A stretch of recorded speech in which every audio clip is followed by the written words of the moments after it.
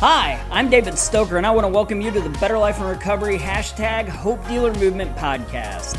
As a visible and vocal member of the recovery community since 2009, I'm frequently asked questions and for advice from people all the time. Some are curious, some are still using, some are in recovery, and some people just care about somebody who's currently struggling with a hurt habit or hang-up. If people in my community have those questions, I guarantee that people everywhere are looking for answers as well. We started this podcast to give you answers and support, because not only is recovery real, it is amazing. Hope you enjoy the show. This week we're going to be doing 10 questions, and this time we're going to do 10 questions with a parent who has lived through, let's say vicariously lived through a substance use disorder through their kid. I believe I heard somebody once say it's a club that no parent really wants to be in. So today we're sitting with Brent Swanson, and I love Brent. Brent's actually part of the Not My Child documentary that we made to take into communities to educate families. So Brent, why don't you introduce yourself and maybe give like a couple minute rundown of kind of who you are and why you're here today. Sure. Thanks for having me today. My oldest daughter, Kendall, at 16, had her wisdom teeth pulled, and when her wisdom teeth were pulled, they gave her an opioid for the pain, and she will tell you today that really for the first time made her feel normal in her life. She felt like she fit in, and as I've gone through this process, that's something I've heard over and over again from people that have substance abuse disorders. And she really couldn't get a hold of any more of those because we were in control. She had to see her doctors. We knew all of her doctors. We were involved in her life.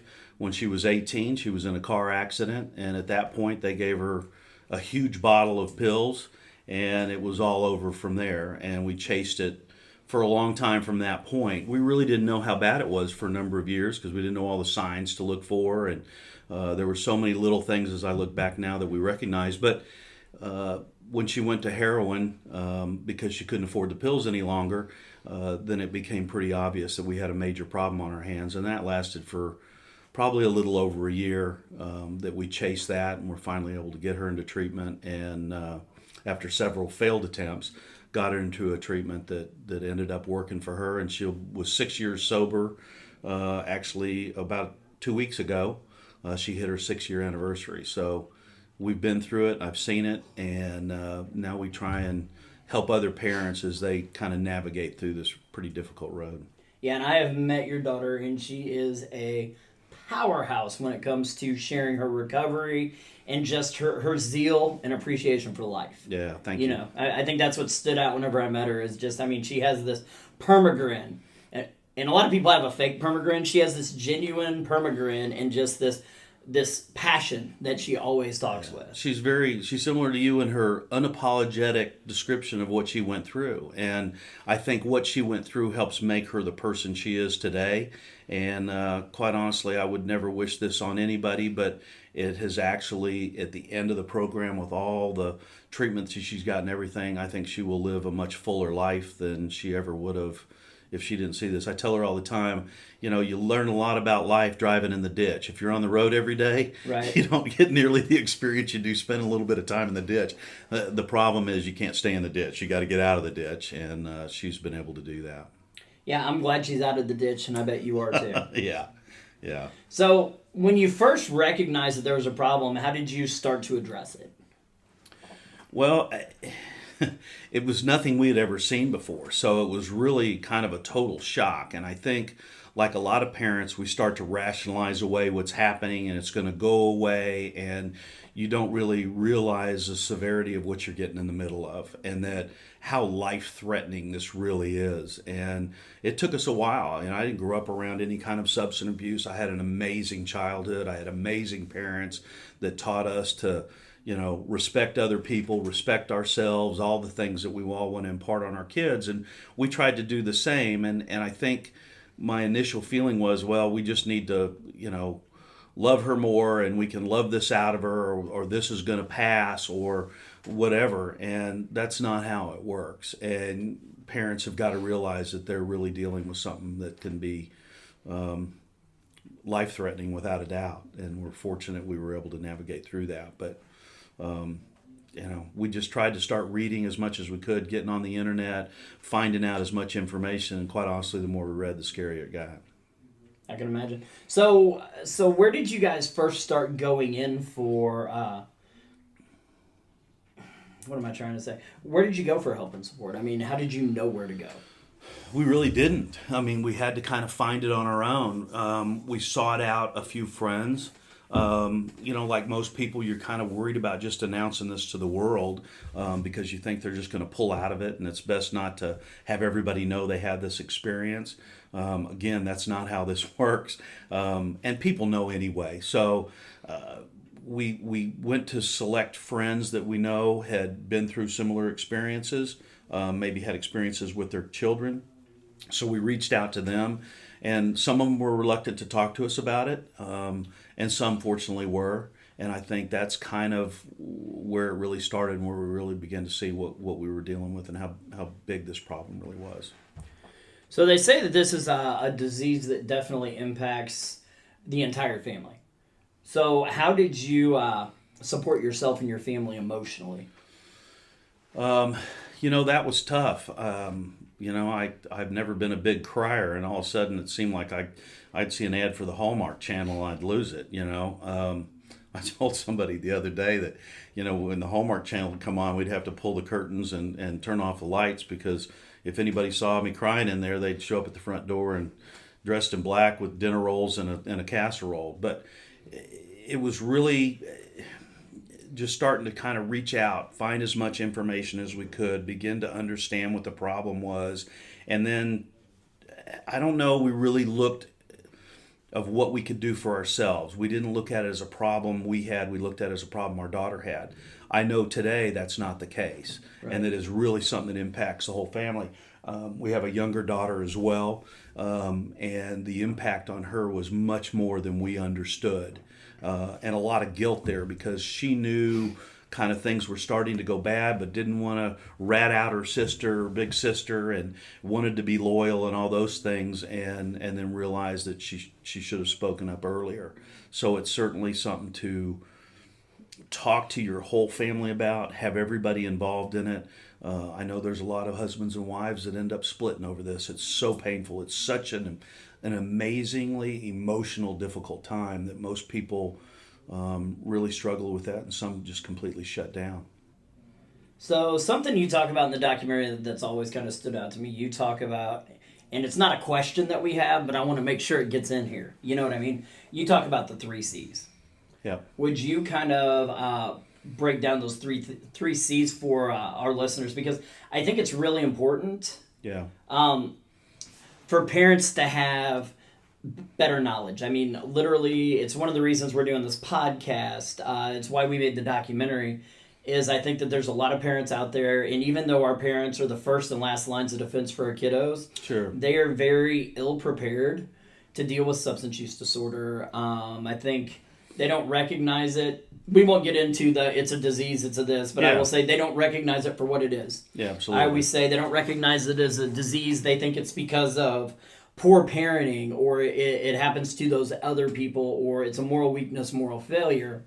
So when they have a kid that is a straight A student and plays basketball and football and goes to church twice a week, they sit there and think, well, this would never happen to my kid. I mean, I've raised them better than that. Yeah.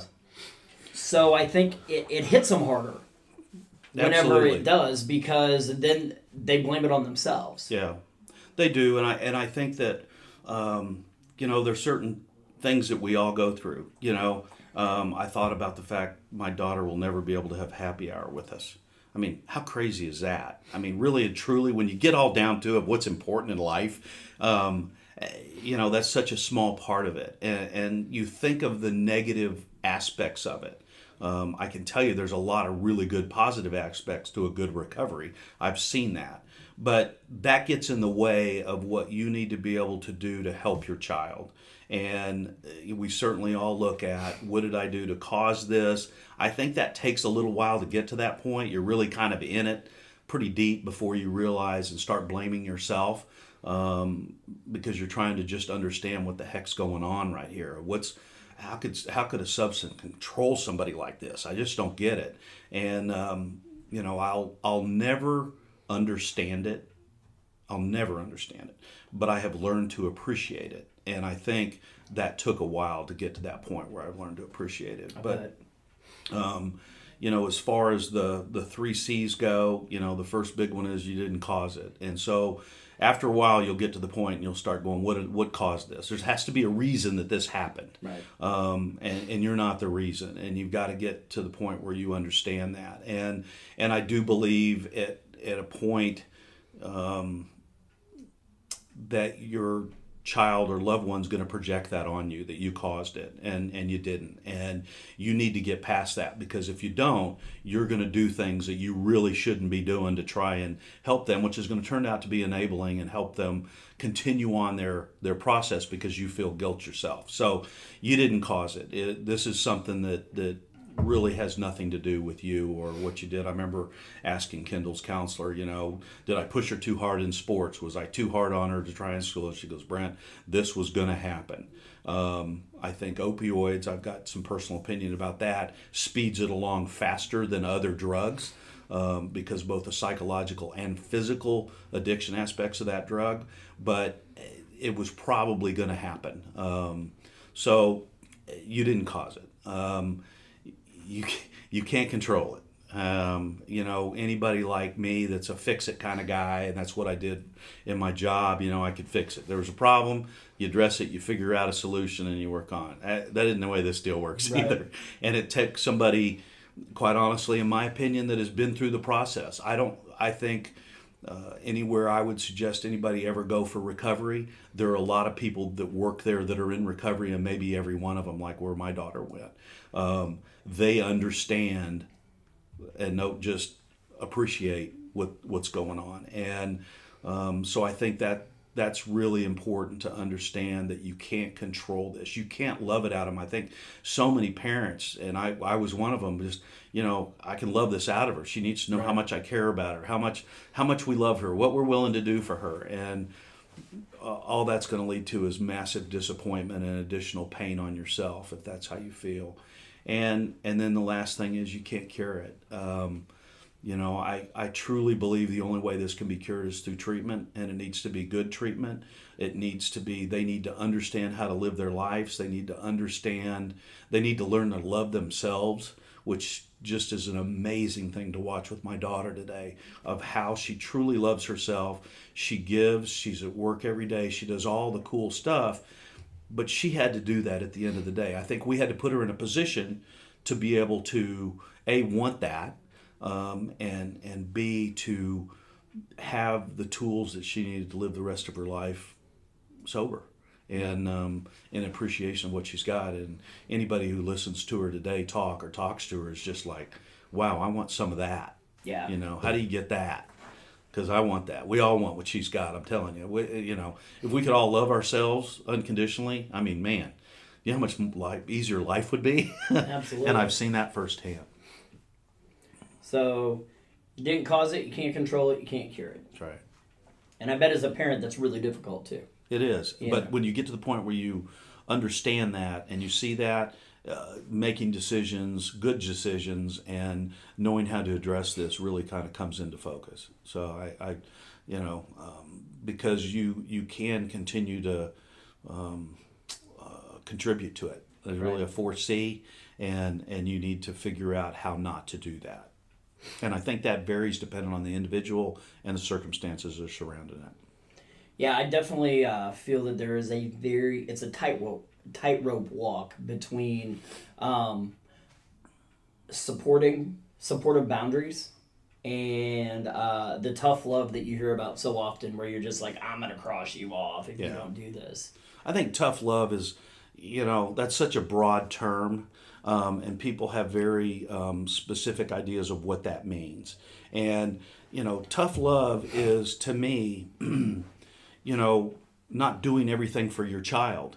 One of the things I heard early in Kendall's recovery from recovery manager, who was Courtney, was absolutely amazing, and certainly the person that started to lead Kendall out of this. She told her that I will. What was her line? I will I will love you and be strong for you until you can do those two things for yourself. I mean, how awesome That's is that? awesome. But she said, don't do for Kendall what she can do for herself. What great parenting advice. I got that from a 27-year-old, 28-year-old maybe. And I said, man, I wish I'd have met you earlier, because that would help, because we tend to do everything for our kids today. And are we really doing it for our kids, or are we doing it for ourselves so we feel better about it? Because in tough love might mean watching them suffer a little bit. They don't make the baseball team, and you sit down with them and say, did you practice hard enough? Did you work hard enough? It's not just the coach's fault. There's usually contributing factors here, and that's hard to see. You'd much rather run down and blame it on somebody. Well, the reality is maybe the blame's in the right place. And so to me, that's tough love, and it's hard to watch, and it's hard to sit there and take. But that's one of the things that I look at as I've gone through this. Yeah, I do think I saw a difference this weekend with my wife, with my daughter. Yeah. My daughter was at a friend's house playing, and she came in and she'd skinned both her knees and her elbow, and my wife's just like, ah! And I'm like, woohoo! We looked at it completely differently, but to me, man, it's those times that you're falling. Yep. I remember having those all the time because I was outside engaged in stuff, and my parents didn't treat me with baby gloves. That's right. Jim Marshall, who's a father who lost his son, Cody. I know Jim. He's an amazing guy. And he's got a nonprofit called Cody's Gift, where he goes into schools. But that's what he talks about. Is he's like, kids don't have character. We don't teach them to lose. We try to save them from everything. That's right. Instead of letting them deal with life, so they're not developing coping skills. Yep. And I think it's that lack of coping skills that make drugs a really attractive option. Yeah. My life doesn't feel good enough. And a lot of times it's maybe depression, anxiety. There's something there, trauma that's underlying. And what I found out is when my doctor prescribed this to me, or when my buddy had me try this at a party, I felt like this is what I've been missing my entire life. Yeah. And some of it's really hard, especially when you start getting into some of the legal issues that people face. Early on, my daughter had a DUI at 18. And, we were really lucky. That was the only legal issue she had. We got into it, but I felt like she needed to suffer the consequences of that decision, because if they never suffered the consequences of their decision to some extent, and you don't want it to be life-altering for sure, and it has been. I mean, it's been painful, but, life's painful sometimes. Right. And I remember when she went into court, and we were standing outside, and she was about to walk in. She goes, "Aren't you coming?" I go, "No, I didn't do anything wrong. You're going to have to go in there by yourself, you and your attorney, and face the judge. This is your deal. You go take responsibility for what you did." So, that's tough love to me. Right. So everybody has their own definition of what that means. Yeah, I always tell parents, don't set a boundary that you can't live with the consequences of. Yeah. I think that's where it gets really important. You can only count to 3 so many times. Right. There's some report. There's kids whose parents have turned them in that have died while detoxing in jail because the jails didn't have the accurate setup to handle it. So our system is not working great. There's definitely some more things we need to do to help create a better system. Well, there's no doubt. If you're into this as deep as my daughter was, there's decisions that you have to make. And when I talk to parents, I always tell them they're going to have to make their own decision. I say, here's what I did, but you're going to have to make your own decision, because the reality is those decisions could lead to their death. Potentially. When we made the decision with our daughter, we decided what we were going to do, Shannon and I, we're going to make this as heavy burden as we possibly can. We're not going to make this easy. We're going to make it as heavy burden as we can. But we decided we wanted her to have food, and we wanted her to have a roof over her head. So we would go over and actually physically pay her rent, and we would take her food. We'd never give her any money or anything like that. So those were decisions that we made. Now, that could have led to all kinds of things. And as a father of a daughter, some of those things I don't even want to think about. But what we decided is, if we went on like we were right now, she was going to die. That our percentage chances were much higher if we kept going with what we're doing versus setting these boundaries and saying, here's what we're going to do. She could have died after we set those boundaries too, and we would have had to live with that. But I did think that our best opportunity and our best percentage chances to sit there and think we're playing the percentages with my daughter's life, but that's really what we did in our opinion. So everybody Right. has to make those decisions for themselves. Yeah. I tell parents all the time, I'm like, here's your options. I would never tell you what to do, and here's one of the biggest reasons why. If I tell you what to do and your kid dies, you're going to blame me. And you know what? That's not something I want.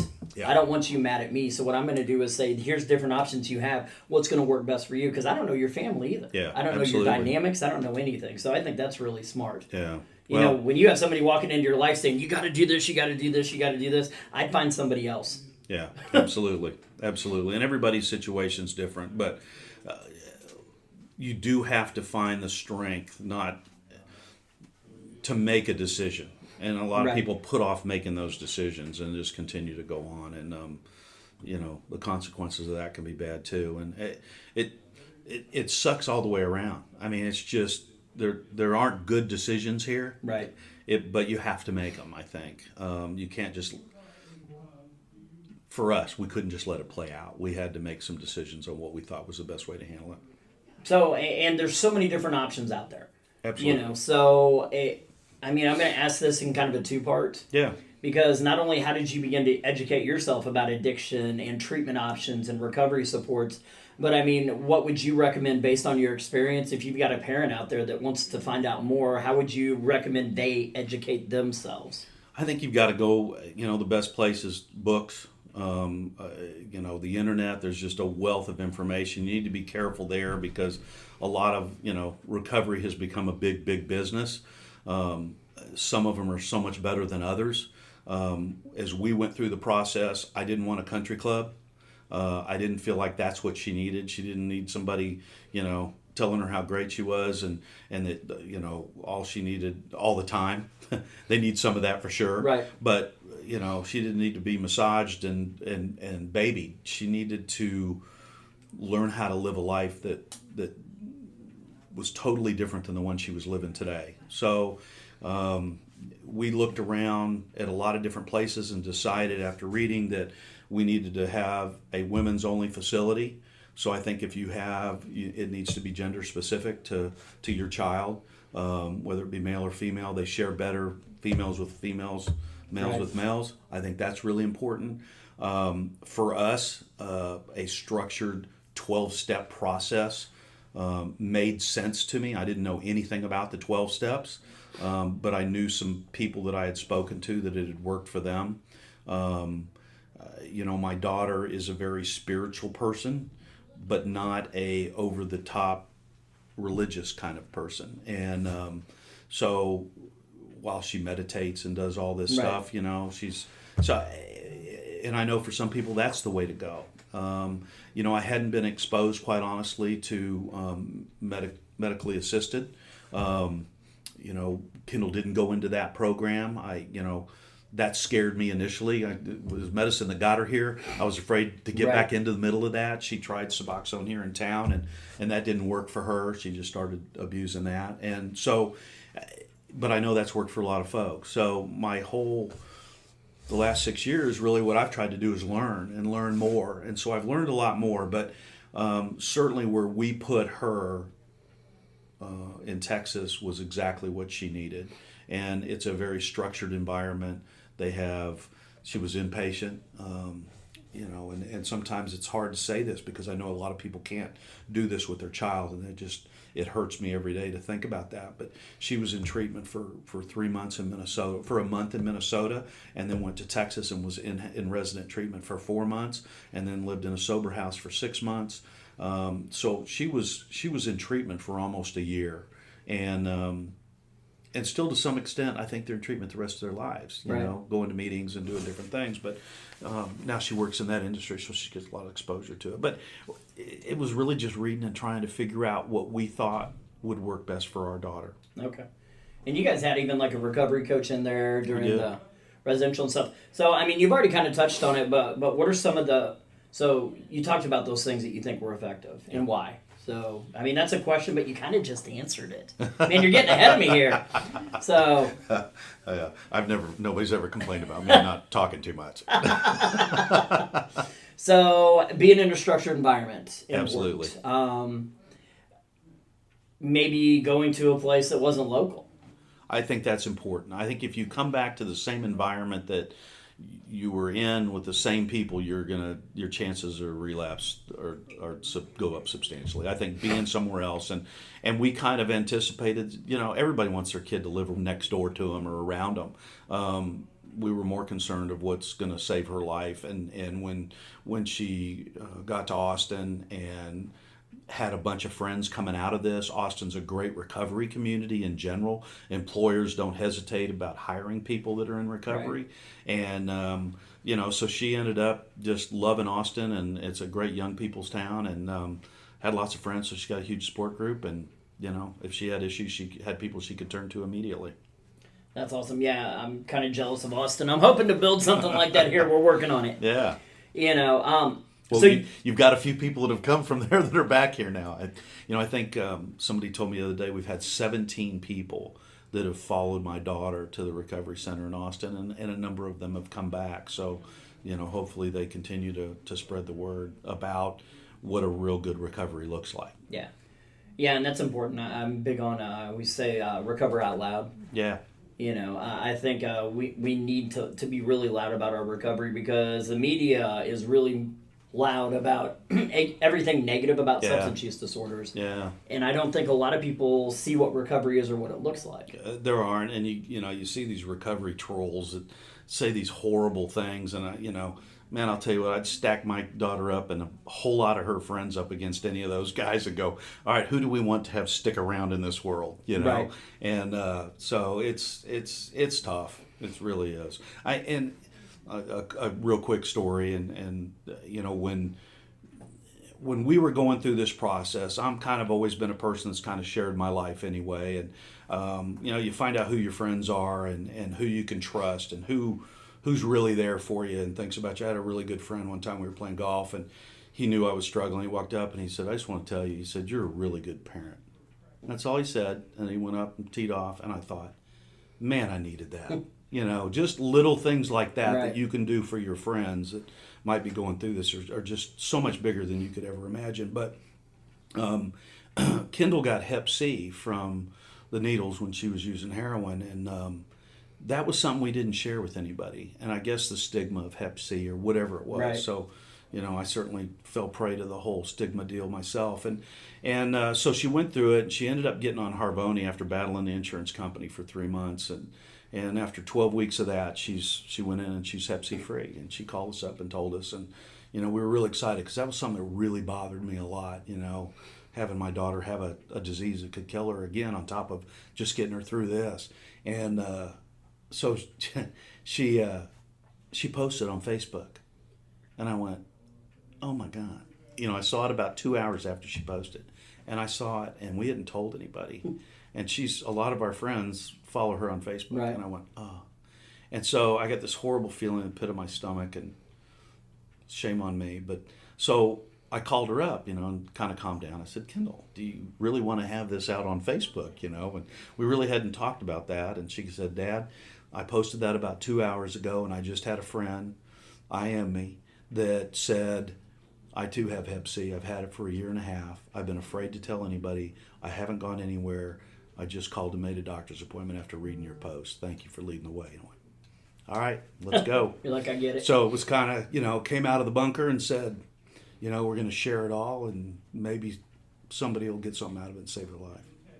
Yeah, that's one thing that I do appreciate. I appreciate your voice, because I know for a lot of parents, it's difficult for parents to come out too, because there is extremely difficult. A lot of judgment. And I don't judge those parents that don't. And I get it. I understand it. I hope they can find the peace that I found to be able to do it. But really, my daughter is the one who said, Dad, you can either join me or you can sit over there in your foxhole. And I went, Right. All right, let's go.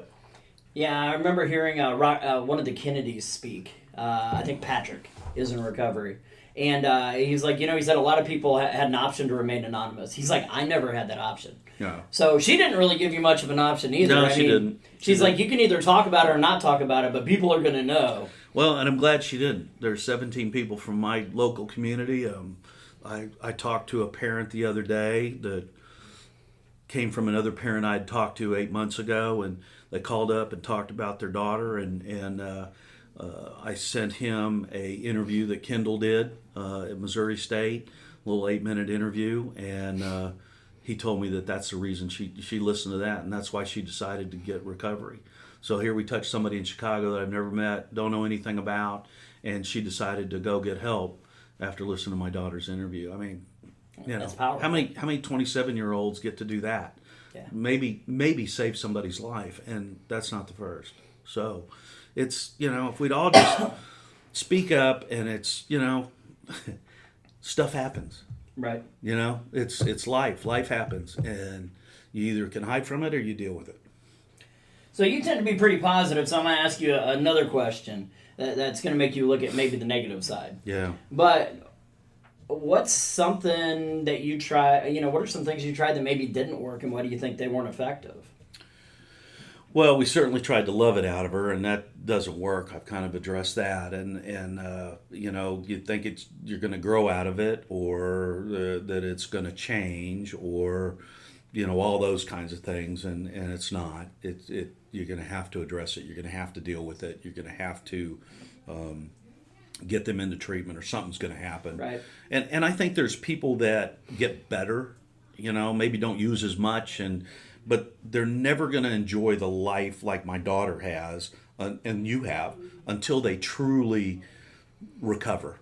Right. It's kind of, there's a lot of semi-recoveries out there, and I know a few. And if you want to truly recover, then you're going to have to go all the way. So I kind of learned that. I thought maybe this is going to take care of itself at some point, and it won't. So, there's a lot of those kinds of things that you learn along the way. Absolutely. Yeah, there's a huge difference between abstinence and recovery. Yeah. So it's definitely possible to not be using and still have a completely miserable life. Absolutely. I heard somebody joke once, and they're like, "What happens when you take a drunken horse thief and you get him sober? He becomes a better horse thief." Yeah. So you really haven't fixed the problem. No, you really haven't, and it's definitely an underlying issue. You may get over the physical addiction, but the mental addiction and the mental issues are still there, and then they start trying to cover them up with, antidepressants and all kinds of different things. Kendall was on antidepressants for a few years before all this happened, and of course, as most people who are opioid addicts, Xanax and all those kinds of things start to creep into the whole process. Today, she didn't take anything. She's not anything, and she calls me at 7:30 in the morning on the way to work, and she's, "Hey, what's going on?" And it's like, "God, Kendall, can you, man, it's kind of early," and just right. Every day she's just excited about living another day, and it's amazing. It's That's amazing. Awesome. And her sister, the two of them have reconnected. That was such a difficult thing, and I think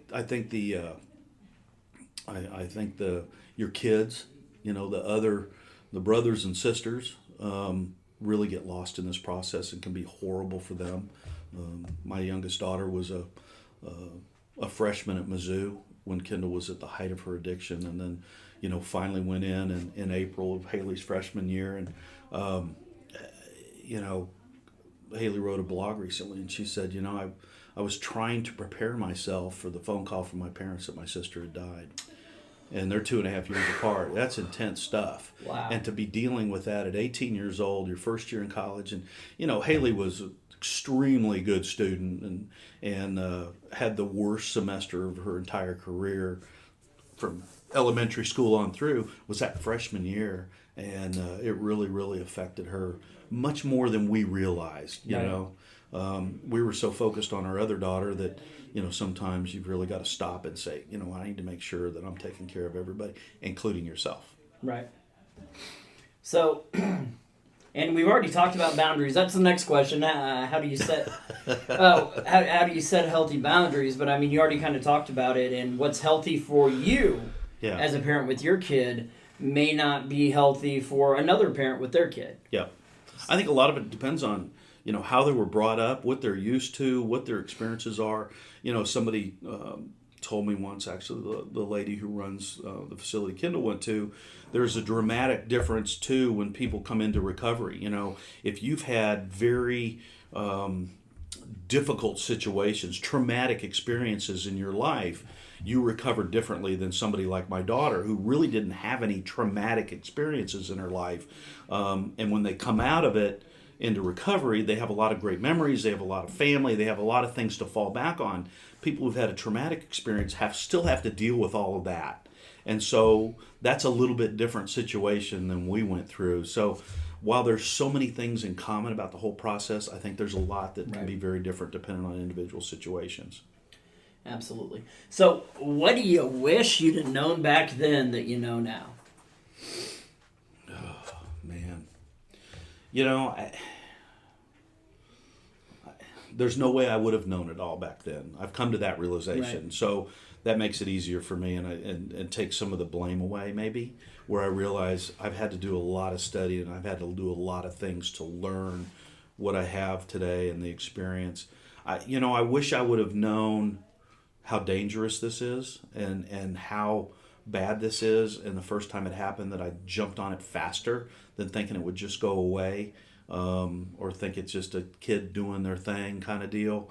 I needed to ask some questions. I wish when the first time she took that first opioid that I would have known, how did that make you feel, and know what the difference is between what I do feel like, which is my stomach hurts and I hate them and get off them as fast as I can, right, and her feeling the sense of belonging and normalcy. I hear over and over people that use drugs and alcohol or any substance abuse are they do it to feel normal. They don't do it to get high, which is what the general public thinks is all going on, is everybody's just doing it so they can get high. I want to feel normal, which is something, again, I don't understand, but I hear that over and over again. So those kinds of things, and been able to watch for that and realize what all that means. I wish I would have known that a little bit better. I wish I would have questioned my doctor a little bit more about what are the alternative pain medications that we can have and try versus do we really need to give them an opioid? Right. How about Tylenol 3? I didn't grow up with opioids. So it can be done. I mean, they call it pain for a reason, and society today feels like, you should be completely numb to everything. Well, sometimes stuff hurts, and I was reading an article about a lady who had moved to Germany. Yeah. And she was getting ready to have an operation where they would cut through the abdominal wall. Yeah. And she asked her doctor, what are you going to give me for pain? And he said, well, we'll give you a local during the surgery. And she's like, yeah, but when I leave, because she was an what do they call them, expatriates? Yeah. So she had lived over here until she retired, and she was like, no, I mean, for the pain, what are you going to give me when I leave here? And he was like, well, you can cycle ibuprofen and aspirin. Yeah. And she was like, but what if it really starts hurting? She was like, I mean, I want a prescription for that. And he sat there and wrote something out and handed it to her. And it said a cup of tea. And she's like, what do you mean a cup of tea? And he's like, pain after an operation is your body's way of telling you are overdoing it. So make yourself a cup of tea, sit down, and get off your feet. Yeah. Here it seems like, and yes, there's definitely some people that need pain medication. Absolutely. But we're 5% of the world's population. I've seen different studies that say we prescribe somewhere between 70 to 90% of the world's opioids are prescribed here. Yeah. So obviously there's an issue. Yeah. And I do think, it's important, and I keep hearing it over and over again as I listen to people talk about this subject. They want to just take my pain pills away. And man, that's the last thing I want to do. Is somebody who really needs these drugs. I don't want anybody to suffer. Right. I mean, that's crazy. And if this is what they have to have, so long as they understand that they are going to be physically addicted and how to get off the physical addiction of that drug, it's personal choice. I feel like explore your options, but if that's your only option and that makes your life bearable, then we need to be careful and not take that away from people, because that will just hurt the overall idea of helping people that have substance abuse disorders. That kind of muddies that water dramatically, and we always have a tendency to overdo it. We go ditch to ditch instead of kind of really getting back on the road for a little while and seeing which way we ought to turn. We have a tendency to go ditch to ditch. So yeah, I know that we're trying to educate doctors better so that they can have those intentional conversations with their patients. But we don't want to scare the doctor to prescribing these drugs. You know, It's not at this about point, that. if we don't have alternatives, if that patient does not have an alternative to that and is living with long-term chronic pain, they just, that doctor should not be hindered to help them, but don't give them more than they need, because I can tell you where they're going to end up. Right. And I definitely, I just got through doing a in-service training for 650 people that work at an organization that's the largest provider of palliative and hospice care. Yeah. And that's what they talked about, is literally they've had people that have died by suicide because their doctors have sat there and had a knee-jerk reaction and took them off the medication that was giving them a better quality of life. So that's crazy, and that's horrible. That should not happen. And like I said, we have a tendency to go ditch to ditch instead of really assessing where we are. And I think it's important. We need those people with chronic pain to be on our side to help people that are trying to seek recovery from these drugs as well. And so absolutely. I don't want to alienate that group for sure. So, and now down to the last question. We're going to save the toughest for last. If you had a parent sitting in front of you right now and they thought their kid might be you know what, I think my kid is using, what would you tell them just sitting right in front of you? Well, probably the first thing I'd tell them is that if you think they're using, they are. I bet you would agree with that. Yes. And the second thing is, it's worse than you think. As a matter of fact, it's worse than you can possibly imagine. I have not yet talked to a parent that hasn't been through this, got to that point and said, it's just pot, it's just this, it's just that. And then they get drug tested and they go, oh my gosh, we had no idea there's opioids involved, there's Xanax involved, there's Zoloft, there's all these other drugs that are, involved in the process. That happens. Well, I can tell you it's been 100% of the time in my experience so far. Right. So I think it's important you come to grips with that. If you think they're using, they are. And the other thing is that you have got to understand that this might very well be life-threatening, and you need to treat it that way and get on it immediately, and have some kind of an assessment quick, and then have a plan of what you're going to do to attack it. Well, I want to thank you for your time, and I want to end with something that I'll probably say numerous times, but it's in my head today, because I just did an interview yesterday and was at a summit where they quoted this statistic yesterday.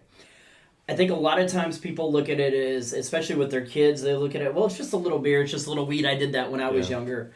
And based on the research, if we can keep a kid from drinking or smoking weed or doing those things until they're 18, they're 90% less likely to develop a substance use disorder.